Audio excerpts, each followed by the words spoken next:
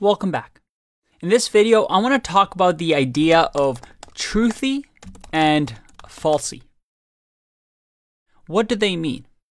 And you'll hear this a lot in Python programming. You see, up until now, you've used booleans here as values. So it was really easy. If true and true, then run this code.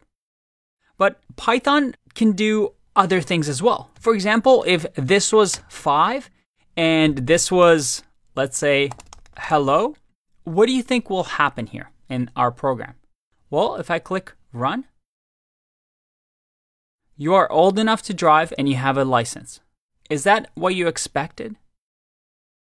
And this is because what Python does underneath the hood is actually convert these to booleans for you. So it's almost as if it is doing this. Remember type conversion. We're converting the type to boolean as soon as we get to this if statement because Python is saying, hey, I want true or false. I don't care what is old is. I don't care what is licensed is. Just give me true or false so I know whether to do this or to go to the else block.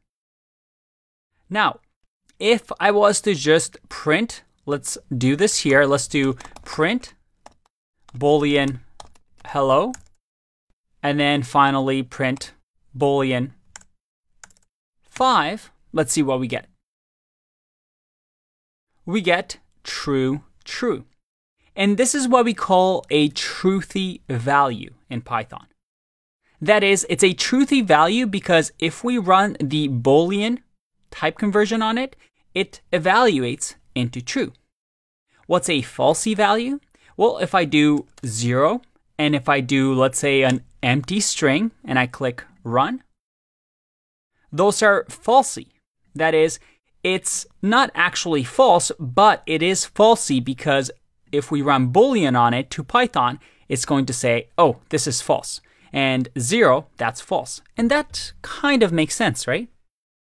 And if you actually go to Stack Overflow, if you've never seen Stack Overflow before, if you ever have programming questions and you're Googling them, usually the top 5 answers will contain either 1 or 2 Stack Overflow answers. And basically what happens is people ask questions like, what is truthy and falsy in Python?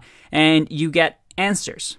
So you can see over here that it has 4 answers. And you usually look for the check mark, which means that this is a verified answer. It means that, hey, this question owner has accepted it as the best answer. So the person who asked this question just said, yeah, this is the right answer. This is the best one. But you also have other people voting. So you can see that this answer received 46 marks. And although it was marked as the correct answer by the user, maybe somebody else came along later on and gave an even better answer. So now we have 123 upvotes. And you see that this answer is a lot better. All values are considered truthy except for the following. So you can actually see here that in Python, these values are considered falsy. You can see 0 here, you can see an empty string here, and then there's a few other ones. Empty set, you have an empty dictionary, empty list, empty tuple. You have decimals. You have things like fractions. You have 0.0.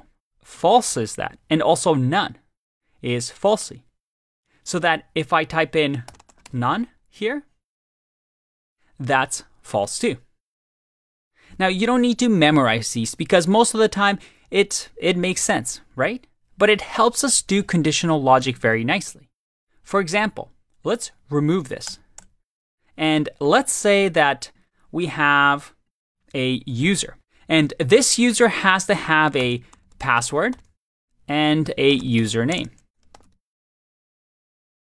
If, let's say, the username is Johnny and the password is 123, well, instead of me saying, hey, if this user has password and username, and we're not checking if the username exists or password exists, we just want to make sure, hey, did this person fill out the form and did they try to submit a username and password?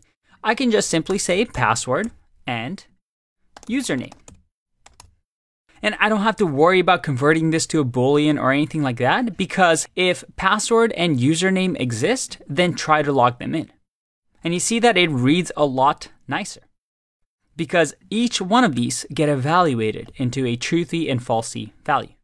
It's a nice little feature to keep Python, well, nice and simple and reading like English.